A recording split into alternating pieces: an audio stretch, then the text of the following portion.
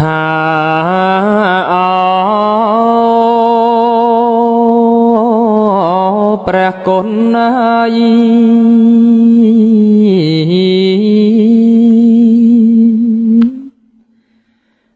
មិនយូរឡើយ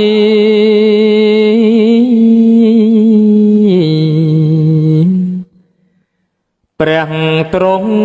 ញាណយាងចូលកាន់នឹកពេលចោលខ្ញុំអាណន់នៅកំព្រាខ្ញុំតែងធ្លាប់គោរព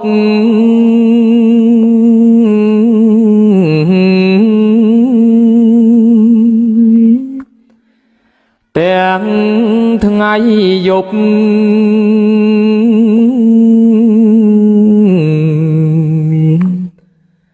សពវេលាពេលស្រង់ព្រះគង់គី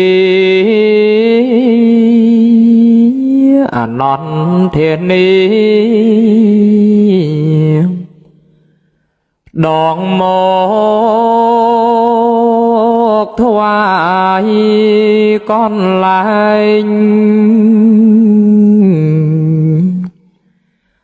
តែនស័យយ៉ាង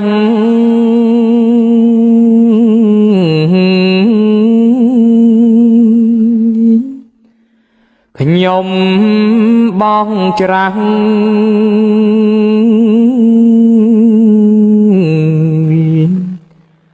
សពសង្សាយ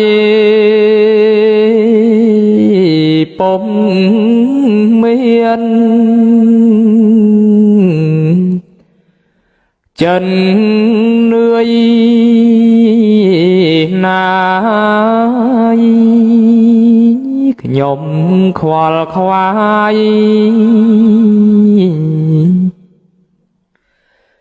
សពវេលាពេលព្រឹក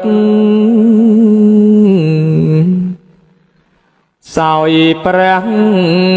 ស្ទុន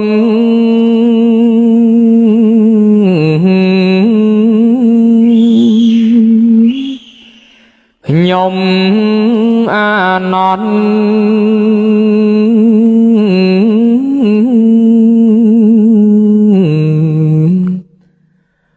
នាំមកកងពីថ្ងៃនេះទៅហងព្រះបងចោលខ្ញុំ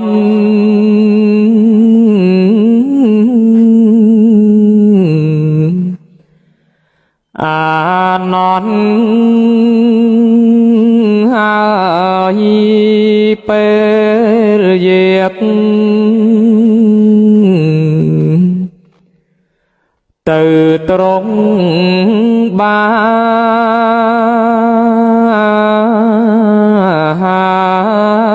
ត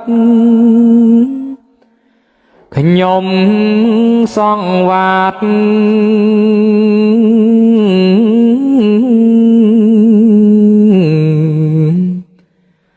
តាមភង្គវន្ត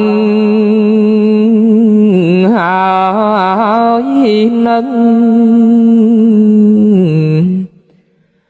ពេលត្រង់ឆាន់ខ្ញុំអាណន់ តែងបក់ផាត់ប្រាំងរៀបទៅទីណា